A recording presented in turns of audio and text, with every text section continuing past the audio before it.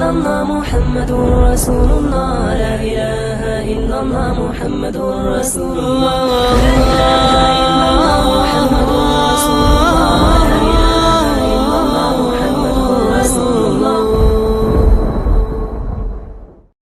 بسم الله الرحمن الرحيم.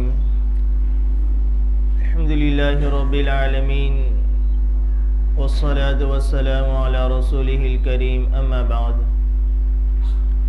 أعوذ بالله من الشيطان الرجيم. بسم الله الرحمن الرحيم. يا أيها الذين آمنوا كتب عليكم الصيام كما كتب على الذين من قبلكم لعلكم تتقون. صدق الله العظيم. بزرگان محترم اور میرے عزیز ساتھیوں، آج کی مجلس میں روزے کے متعلق کچھ باتیں، کچھ مسائل آپ کے سامنے بیان کرنا ہے۔ اولاً روزے کی فرضیت کب نازل ہوئی، روزے کا حکم کس وقت آیا؟ جب نبی کریم صلی اللہ علیہ وسلم مکۃ المکرمہ سے ہجرت فرما کر مدینہ المنورہ تشریف لے گئے تو نبی کریم صلی اللہ علیہ وسلم کے ہجرت فرمانے کے دوسرے سال رمضان کے روزے کی فرضیت کا حکم آیا، ہجرت کے دوسرے سال۔ شروع میں اولاً اس بات کا اختیار تھا، چاہے تو رمضان کے روزے رکھے، چاہے تو روزے نہ رکھنا ہو تو روزے کے بدلے فدیہ دے دے، کیونکہ جب شروع میں حکم جتنے بھی احکامات آئے ان میں اولاً پہلے تخفیف تھی، اس کے بعد حکم میں سختی آئی، اس کے بعد حکم میں احکام میں پابندی آئی۔ نمازی کو لے لیا جائے کہ نماز میں اولاً سلام کرنا، سلام کا جواب دینا، چھینک پر الحمدللہ کہنا، کسی کے چھینک کے الحمدللہ پر یرحمک اللہ کہنا جائز تھا شروع میں، کیونکہ ہمارے نبی کا جو زمانہ تھا صحابہ کرام تھے اسلام سے دور تھے، ان تمام چیزوں سے دور تھے، تو 23 سال کی مدت میں آہستہ آہستہ اللہ تعالیٰ نے احکامات کو نازل فرمایا، قرآن کریم کو نازل فرمایا۔ علماء کرام نے بڑی حکمت بیان کی کہ 23 سال کی مدت میں قرآن کریم کو کیوں نازل فرمایا؟ ایک ہی وقت میں نازل فرما دیتے۔ جب بچہ پیدا ہوتا ہے تو اس کو پہلے ہی دن سے گوشت، چکن وغیرہ روٹی نہیں کھلائی جاتی، اس کو دودھ دیا جاتا ہے، پھر تھوڑا بڑا ہوتا ہے تو اس کے مناسب چیزیں آہستہ آہستہ اس کی خوراک کو، غذا کو بڑھایا جاتا ہے۔ جو انسانیت کفر میں پڑی ہوئی تھی، شرک میں پڑی ہوئی تھی، انسان تو تھے لیکن انسانیت نام کے ان کے اندر زندگی میں کوئی نام و نشان باقی نہیں تھا، کیونکہ اپنے ہی ہاتھوں سے ایک باپ اپنی ہی بچی کو زندہ دفن کر دے تو انسانیت کہاں باقی رہ گئی؟ اگر اس وقت ایک ہی وقت میں قرآن کریم نازل ہو جاتا، تمام پابندیاں، تمام احکامات شریعت کے ایک ہی وقت میں نافذ ہو جاتے تو جو اسلام لائے تھے وہ بھی دور ہو جاتے۔ تو آہستہ آہستہ شریعت کے احکام نازل ہوتے گئے، قرآن کریم کی آیت کریمہ نازل ہوتی گئی۔ تو اسی طریقے سے شراب کا معاملہ، شراب میں بھی آہستہ آہستہ ہوا کہ پہلے اللہ تعالیٰ نے فرمایا کہ یہ بڑی بری چیز ہے، تو جو عقل مند تھے انہوں نے کہا جب اللہ برا کہہ رہا ہے تو ہمیں اس سے باز رہنا چاہیے۔ پھر اللہ تعالیٰ نے حکم دیا کہ نشے کی حالت میں ہو تو نماز نہیں پڑھنا ہے، نماز کے قریب نہ جاؤ۔ پھر ایک مجمع اس سے دور ہو گیا کہ ایسی بری چیز ہے کہ نماز سے یہ روک رہی ہے۔ پھر اللہ تعالیٰ نے دیکھا آہستہ آہستہ لوگوں کی طبیعت بن رہی ہے، پھر حکم نافذ فرما دیا اب یہ حرام ہے، اس کے قریب بھی نہیں جانا۔ تو جیسے روزے کی فرضیت آئی سن 2 ہجری میں روزے کی فرضیت آئی، روزے کا حکم نافذ ہوا، لیکن شروع میں یہ اختیار تھا چاہے تو روزہ رکھے، روزہ رکھنا ہے تو روزہ رکھ لے، اگر روزہ نہیں رکھ سکتے ہیں تو روزے کے بدلے فدیہ دے دے، کوئی حرج کی بات نہیں۔ لیکن بعد میں یہ حکم منسوخ ہو گیا کہ فمن شہید منکم الشہر فلیصم، جو بھی رمضان کا مہینہ پائے گا اس کو روزہ رکھنا پڑے گا۔ ہاں فدیے کا مسئلہ بیمار شخص کے لیے باقی رہ گیا کہ بیمار ہے روزہ نہیں رکھ سکتا، اس کا مسئلہ الگ، یا کوئی بہت زیادہ بوڑھا ہے، شیخ فانی ہے، بالکل بہت زیادہ ضعیف بوڑھا ہے، اس کے لیے فدیے کا حکم باقی، اس کے علاوہ عام لوگوں کے لیے فدیے کا حکم ختم ہو گیا کہ رمضان کا مہینہ آئے گا، ہر ایک کو روزہ رکھنا پڑے گا۔ تو یہ روزے کی فرضیت کے بارے میں۔ اب روزے کے متعلق ایک اہم مسئلہ نیت کا مسئلہ ہے کہ روزہ ایک اہم عبادت ہے، اس کے لیے بھی نیت شرط ہے۔ اور بخاری شریف کی مشہور روایت انما الاعمال بالنیات کہ اعمال کا دار و مدار نیتوں پر ہے، کہ ہر انسان جو بھی کوئی عمل کرتا اگر نیت کے بغیر اللہ تعالیٰ کے بارگاہ میں قابل قبول نہیں۔ اگر نیت ہے، نیت میں کھوٹ ہے، دکھلاوا ہے، ریا ہے، تب بھی وہ عمل اللہ کے بارگاہ میں قابل قبول نہیں۔ ایک انسان وہ ہے جو عمل کرتا ہے لیکن عمل نیت کے بغیر کر رہا ہے تو بھی کوئی ثواب نہیں۔ فقہاء کرام اس کی مثال اس طرح سے دیتے کہ انسان وضو کر رہا ہے، اس نے وضو کرنے سے پہلے نیت نہیں کہ بغیر نیت کے وضو کر لیا، اس کا وضو تو ہو جائے گا اور اس وضو سے وہ نماز بھی پڑھ سکتا ہے، دیگر عبادت بھی کر سکتا ہے، لیکن وضو کرنے سے پہلے اس نے نیت نہیں کی تھی تو اس وضو کا اس کو ثواب نہیں ملے گا۔ اور ایک بندہ وہ ہے وضو کرنے سے پہلے نیت کر رہا ہے تو اس نیت کی وجہ سے اس کو وضو کا ثواب ملے گا۔ تو ہر عمل کا تعلق نیت کے ساتھ ہے۔ تو روزہ یہ بھی ایک اہم عبادت ہے، اس کے لیے بھی فقہاء کرام نے لکھا ہے، علماء کرام نے لکھا ہے کہ ہر دن کی الگ نیت کرنی پڑے گی۔ اگر پہلے ہی دن کی پہلے ہی چاند دیکھ کے اور 30 روز کی نیت کر لے، پورے مہینے کے روزے کی نیت کر لے تو یہ کافی نہیں ہوگا۔ روزانہ الگ الگ روزہ ہے، غروب کے وقت ہمارا روزہ ختم ہو جاتا ہے کہ روزہ کس چیز کا نام ہے۔ صبح صادق سے لے کر غروب آفتاب تک کھانے پینے جماع سے رکنا، اس کا نام روزہ ہے۔ غروب آفتاب کے بعد روزہ ختم ہو جاتا ہے، اب وہاں سے افطار اور کھانے پینے کا وقت شروع ہوتا ہے۔ تو لہٰذا جب کوئی پہلے ہی دن سے نیت کر لے میں پورا مہینہ روزہ رکھوں، اس کے بعد نیت کا کوئی استحضار نہیں تو اس کی نیت کا قابل اعتبار نہیں۔ روزانہ ہر روزے کے لیے نئی نیت شرط ہے۔ اب نیت کے ایک مسئلہ کہ نیت کا وقت کب شروع ہوتا ہے، کہاں سے شروع ہوتا ہے، اور نیت کا آخری وقت کب ہے۔ تو نیت کا وقت اسلامی تاریخ کے اعتبار سے غروب کے بعد ہماری اسلامی تاریخ بدل جاتی ہے۔ تو جیسے سورج غروب ہو گیا اسلامی تاریخ بدل گئی، آئندہ نیا تاریخ شروع ہو گئی۔ تو غروب کے وقت سے جیسے سورج غروب ہو گیا تو نیت کا وقت بھی شروع ہو جائے گا۔ آدمی نیت رات ہی میں کر لے تو اس کا اعتبار ہے، کوئی حرج کی بات نہیں، یہ تو اس کا اول وقت ہے۔ بلکہ علماء کرام نے تو لکھا ہے کہ مستحب وقت روزے کی نیت کا غروب کے بعد ہے، کہ جہاں آدمی افطار کر رہا ہے وہاں پر دوسرا دن شروع بھی ہو رہا ہے، وہیں پر آدمی آئندہ کل کے روزے کی نیت بھی کر لے کہ میں آئندہ روزہ رکھوں، یہ مستحب لکھا ہوا ہے۔ اس کے دو فائدے ہیں۔ ایک فائدہ تو یہ کہ ہم نے نیت کر لی مغرب سے تو یہ پوری رات نیت جب ہم نے کی تو نیت کا ثواب بھی ہمارے نام اعمال میں لکھا جائے گا۔ اس لیے کہ جب بندہ کوئی اچھے عمل کرنے کا ارادہ کرتا ہے، کوئی اچھے عمل کی نیت کرتا ہے تو اس کے نیت کرنے ہی سے اس کے نام اعمال میں لکھا جاتا ہے۔ اور جب بندہ کوئی بدی کا، کوئی برائی کا، کوئی غلط کام کا، غلط فعل کا، گناہ کا ارادہ کرتا ہے تو یہ گناہ کے ارادے سے اس کے نام اعمال میں گناہ نہیں لکھا جاتا جب تک کہ وہ گناہ کو انجام نہ دے دے۔ لیکن یہاں نیکی کے معاملے میں جہاں نیکی کا ارادہ کیا کہ مجھے فلاں اچھا کام کرنا ہے، فلاں نیکی کرنا ہے، تو فرشتہ اس کے ارادے کی وجہ سے اس کے نام اعمال میں لکھ دیتا ہے۔ تو ہم نے مغرب سے نیت کر لی تو اب پوری رات ہمارا ثواب نام اعمال میں نیت کر لکھا جائے گا۔ ایک فائدہ تو یہ ہے۔ دوسرا فائدہ یہ ہے کہ مغرب سے نیت کرنے کا دوسرا فائدہ یہ ہے کہ ہر ایک کو دنیا سے جانا ہے، ظاہر سی بات ہے کہ کلو نفس ذائقۃ الموت، ہر ایک کو موت کا مزہ چکھنا ہے، پتہ نہیں ہماری صبح ہو یا نہ ہو۔ اس لیے جب آدمی سو کر اٹھتا ہے تو کیا دعا پڑھتا ہے؟ الحمدللہ الذی احیانا بعد ما اماتنا والیہ النشور۔ تمام تعریف اس اللہ تعالیٰ کے لیے جس نے مجھے مرنے کے بعد زندہ فرمایا۔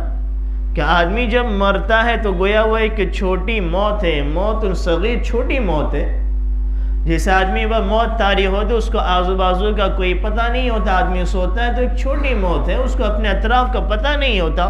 اللہ چاہتا تو پوری زندگی سلا رکھتا، لیکن اللہ نے ہماری آنکھوں کو کھولا۔ اللہ تیرا بڑا احسان ہے، تیری بڑی تعریف ہے، تیری ہی حمد ہے، تیرے ہی لیے تعریف ہے، تو نے مرنے کے بعد دوبارہ ہمیں زندہ کیا۔ تو اگر کوئی انسان نیت کر رہا ہے مغرب میں اور وہ سویا لیکن اس کی موت واقع ہو گئی، تو اس نے نیت تو کی تھی میں آئندہ روزہ رکھوں گا، لیکن اس کو آئندہ کا دن نہیں ملا، پھر بھی فرشتے اس کے نام اعمال میں آئندہ دن کا روزے کا ثواب لکھ دیں گے، کیونکہ بندے نے نیت کی تھی اور وہ آئندہ آنے سے پہلے موت واقع ہو گئی، پھر بھی اس کے نام اعمال میں اور لکھا جائے گا۔ تو نیت کا اول وقت میں نے بتایا، نیت کا آخری وقت کا ہے رمضان کے روزے کا آخری وقت۔ ہر ایک کے روزے، ایک ہے نفل روزہ ہے، ایک ہے رمضان کے فرض روزے، ایک ہے رمضان کے قضا روزے، ایک ہے منت اور نظر کے روزے۔ ان تمام کے اوقات نیت کے الگ الگ علماء کرام نے، فقہاء کرام نے بیان فرمائے۔ میں رمضان کے روزے کی نیت کا آخری وقت بتا رہا ہوں کہ رمضان کی نیت کا آخری وقت کب ہے؟ نصف النہار سے پہلے تک اگر کوئی انسان نیت کرنا چاہے تو کر سکتا ہے۔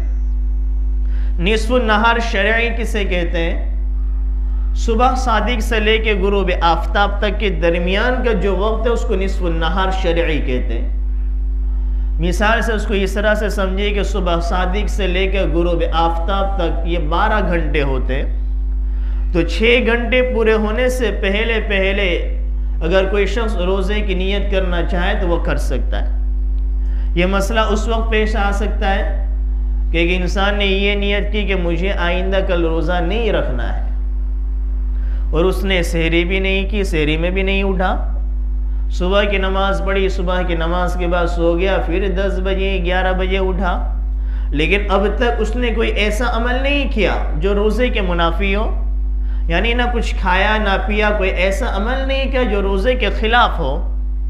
پھر اس کے دل میں یہ خیال آئے کہ رمضان کا مہینہ ہے، میں بغیر عذر کے روزہ چھوڑ دوں، یہ تو بڑی بری بات ہوگی، میں روزہ رکھ لیتا ہوں۔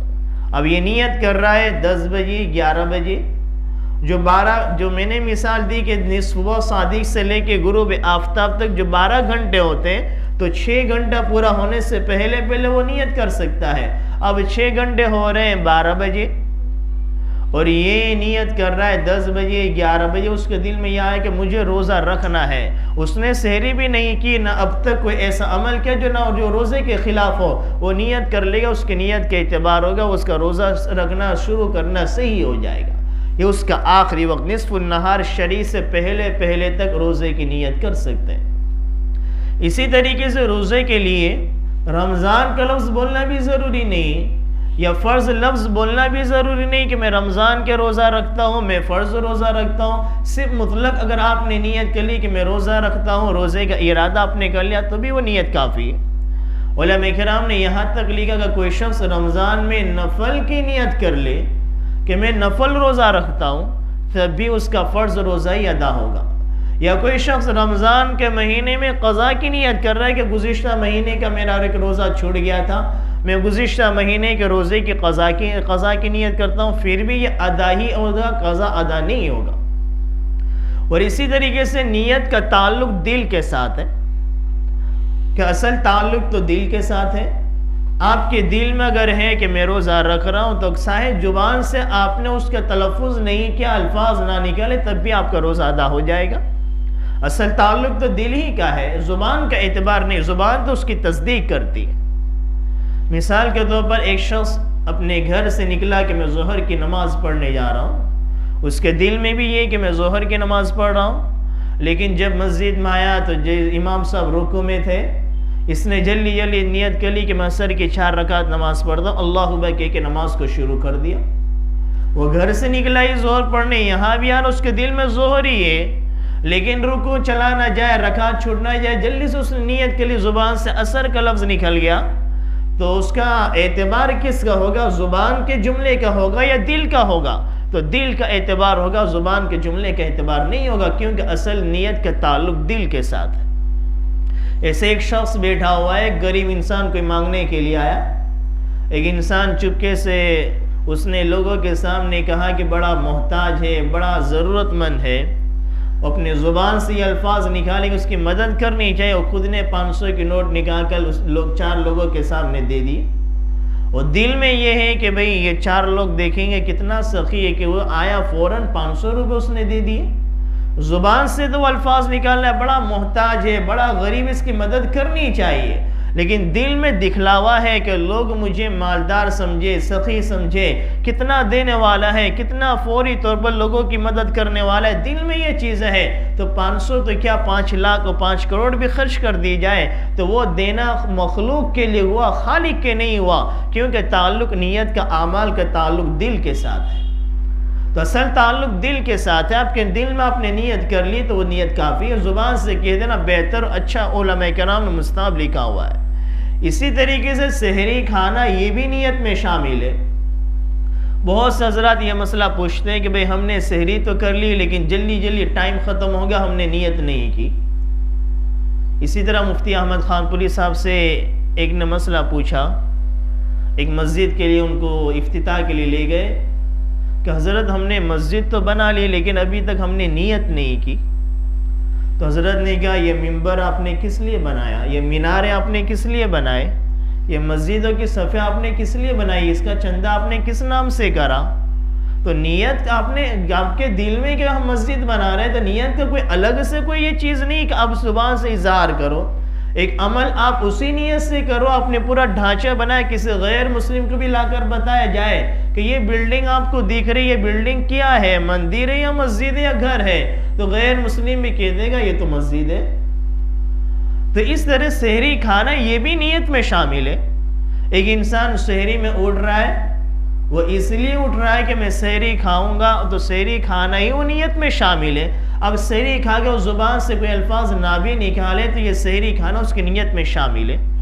ہاں اگر کوئی بندہ ایسا ہے جو اس سے بہت سے ہمارے نئی نسل کے نوجوانوں میں یہ بات موجود ہے، ہمارے نئی نسل کے نوجوان روزوں سے بہت دور ہوتے چلے جا رہے ہیں۔ آج ہماری بڑی عمر کے حضرات تو لوگ رکھ رہے ہیں، لیکن آج ہماری نئی نسل کے نوجوان یہ روزوں سے بہت دور ہوتے چلے جا رہے ہیں، اور ہمارے ماں باپ بھی بڑے مطمئن ہیں کہ ہماری اولادیں بڑی نیک ہے، یہ گھر میں صبح میں سحری بھی کرتے ہیں، رات میں افطاری بھی کرتے ہیں، اور سگریٹ کی لت ہے، تمباکو کی لت ہے، نشے کی عادت ہے، سگریٹ کے بغیر چل نہیں سکتا، تمباکو کے بغیر چلتا نہیں، گھر میں سحری بھی ہو رہی ہے، افطاری بھی ہو رہی ہے، اور باہر سگریٹ بھی چل رہی ہے۔ کہ ہماری نئی نسلوں کو روزے سے قریب کیا جائے۔ یہ روزہ ایک ایسی عبادت ہے، ایسی عبادت کا کس نے بغیر عذری کے روزے کو ترک کر دیا رمضان کا، اس کے علاوہ پورے سال کے روزہ رکھ لے گا، اس کو وہ فضیلت حاصل نہیں ہو سکتی، وہ برکت حاصل نہیں ہو سکتی جو اللہ نے ایک روزے کے بدلے رمضان میں اللہ تعالیٰ عطا فرمائی ہے۔ ہاتھ میں یہ کہہ رہا تھا ایک انسان نے سحری تو کری لیکن اس کی نیت ہی میں فطور ہے کہ مجھے روزہ نہیں رکھنا ہے، اس لیے اس نے سحری کر لی۔ اب سحری کرنے کے بعد پھر سویا، اس کے بعد پھر اس کے دل میں ارادہ ہے کہ نہیں مجھے رکھنا چاہیے، تو اس کو الگ سے نیت کرنی پڑے گی۔ وہ سحری اس لیے کھا رہا ہے کہ مجھے روزہ نہیں رکھنا ہے، تو وہ سحری اب اس کے لیے نیت کا قائم مقام نہیں ہوگا۔ تو یہ نیت کے مسائل میں نے آپ کے سامنے بیان کیے۔ اسی طریقے سے کچھ چیزیں ایسی ہے جس سے روزہ نہیں ٹوٹتا۔ ایک چیز تو یہ ہے کہ اگر انسان نے بھول سے کھا لیا، پی لیا، تو بھول سے کھانے پینے کی وجہ سے روزہ نہیں ٹوٹتا۔ حدیث میں ہمارے نبی نے فرمایا کہ اللہ تعالیٰ نے اس کو کھلایا، اللہ تعالیٰ نے اس کو پلایا، چاہے پیٹ بھر کے انسان کھا لے، لیکن دو چیز ہے، ایک ہے بھول سے کھانا، ایک ہے غلطی سے کھا لینا، غلطی سے پی لینا۔ اگر غلطی سے ایک پانی کا قطرہ بھی پیٹ میں چلا گیا تو روزہ ٹوٹ جائے گا، اور غلطی سے ایک لقمہ بھی پیٹ میں چلا گیا تو اس سے روزہ ٹوٹ جائے گا۔ دونوں میں تھوڑا سا فرق ہے، بھولے سے کھانا غلطی سے کھانے میں تھوڑا سا فرق ہے۔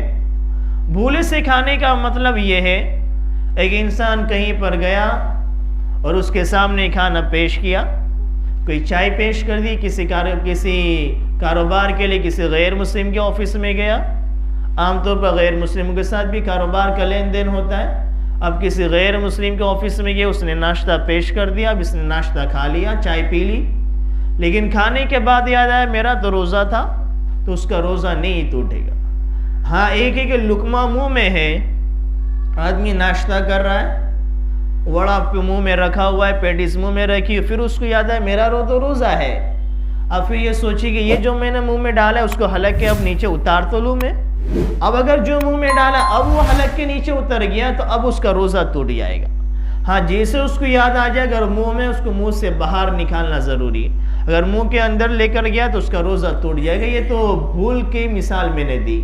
اور ایک غلطی سے چلا جائے، ایک انسان وضو کر رہا ہے، وضو کرتے ہوئے اس کو یہ یاد ہے کہ میں روزے کی حالت میں ہوں، غسل کر رہا، غسل کرتے ہوئے اس کو یاد ہے کہ میں روزے کی حالت میں ہوں، اور اس نے گڑگڑے کر لیے، کلی اس طرح سے کری کہ اس کے حلق میں پانی چلا گیا۔ ایک مسئلہ تو یہ کہ وضو کرتے ہوئے اس کو یاد ہی نہ رہا، اس کو غسل کر رہا ہے، غسل کرتے وقت یاد ہی نہ رہا کہ مجھے روزہ ہے، اور اس نے گڑگڑے کر لی اور پیٹ میں حلق میں پانی چلا گیا، لیکن یہاں تو یاد ہے میں روزے کی حالت میں ہوں، اور وضو کرتے وقت، کلی کرتے وقت پانی حلق میں چلا گیا، یا روزہ غسل کر رہا ہے، اسے یاد ہے کہ میں روزے کی حالت میں ہوں، اس نے گڑگڑے کر لیے، پانی حلق میں چلا گیا، تو اب روزہ ٹوٹ جائے گا۔ یہ بھول سے حلق میں جانے کی مثال ہے۔ یا اسی طریقے سے کوئی باہر چلا گیا جہاں مسجد نہیں ہے، اب اس کے ذہن میں یہ کہ افطار جو غروب ہے 7 بجے کا ہے، حالانکہ غروب تھا 7:10 پر، اب اس نے افطاری کر لی، اس نے یہ سمجھا کہ 7 بجے، ہمارے یہاں تو اذان ہوتی ہے چاروں طرف مغرب اذان ہے، مسجد ہے، لیکن اگر علاقے سے، شہر سے باہر چلا گیا، ایسے علاقے میں چلا گیا جہاں مسجد نہیں ہے، اذان کی آواز نہیں آئی، اب اس نے یہ سمجھا کہ غروب افطار 7 بجے کا، اس نے 7 بجے افطاری کر لی، لیکن اصل غروب تھا 7:05 کا، 7:10 کا تھا، تو اب یہ غلطی سے اس نے افطاری کر لی، اس کا روزہ ٹوٹ جائے گا، اس کو بعد میں قضا کرنی پڑے گی۔ یہ غلطی اور بھول کی مثال ہے۔ تو میں یہ کہہ رہا تھا کہ بھول گیا آدمی کہ میرا روزہ ہے، اس نے کھا لیا، پی لیا، تو اس کی وجہ سے اس کا روزہ نہیں ٹوٹتا۔ اسی طریقے سے بہت سے لوگ ایک مسئلہ پوچھتے ہیں قے کے متعلق کہ مجھے قے ہو گئی، الٹی ہو گئی، تو میرا روزہ ٹوٹا یا نہیں ٹوٹا، کہ صرف پانی نکلا تھا یا کھانا نہیں نکلا تھا، بہت سے مسئلہ یہ پوچھتے ہیں۔ تو قے ہو جانے سے روزہ نہیں ٹوٹتا، چاہے پانی کی قے ہو، چاہے کھانے کی قے ہو، قے ہونے سے روزہ نہیں ٹوٹتا، چاہے تھوڑی سی قے ہو، چاہے منہ بھر کر ہو۔ ہاں اگر کوئی قصدن جان بوجھ کر ہم قے کرے، کسی انسان نے اپنی انگلی منہ میں ڈالی اور جان بوجھ کے قصدن قے کر دی اور منہ بھر کے قے ہو گئی، اب روزہ ٹوٹ جائے گا۔ لیکن بغیر قصدی کے، بغیر ارادے کے قے ہوئی، چاہے کھانے کی ہو، چاہے پینے کی ہو، یا چاہے منہ بھر کر ہو جائے، تو اس کا روزہ نہیں ٹوٹا۔ اب اس نے سوچا کہ بھئی قے ہو گئی، میرا روزہ ٹوٹ گیا، اب اس نے پانی پی لیا، تو اس پانی پینے کی وجہ سے اس کا روزہ ٹوٹ جائے گا۔ اب روزہ ٹوٹ گیا تو بعد میں اس کی قضا کرنی پڑے گی۔ اسی طریقے سے روزے کی حالت میں ایک بہت سے مسئلہ یہ بھی پوچھتے کہ بھئی بلڈ ٹیسٹ کرانا، خون ٹیسٹ کرانا کیسا ہے، یا بوٹل چرانا کیسا ہے، انجیکشن لگانا کیسا ہے۔ تو روزے کی حالت میں انجیکشن بھی لگوا سکتے ہیں، اس سے روزہ نہیں ٹوٹتا۔ اور روزے کی حالت میں اگر آپ نے بیمار ہے، ڈاکٹر نے کہا خون چیک اپ کرانا پڑے گا، اگر آپ نے خون چیک کرانے کے لیے تھوڑا سا خون دے دیا تو اس سے بھی روزہ نہیں ٹوٹتا۔ یا کوئی انسان روزے میں بہت زیادہ بیمار ہو گیا، ڈاکٹر نے کہا اتنا زیادہ بیمار ہے کہ بوٹل چڑھانی پڑے گی، گلوکوز چڑھانے پڑیں گے، تو گلوکوز اور بوٹل چڑھانے سے بھی روزہ نہیں ٹوٹتا۔ روزے ٹوٹنے کے ایک علماء کرام نے، فقہاء کرام نے ایک اصول کو بیان فرمایا کہ ہر وہ چیز جو انسان کے دماغ تک یا اس کے معدے اور اس کے پیٹ تک پہنچ جائے، چاہے وہ غذا کے اعتبار سے ہو یا دوا کے اعتبار سے ہو، تو روزہ ٹوٹ جاتا ہے۔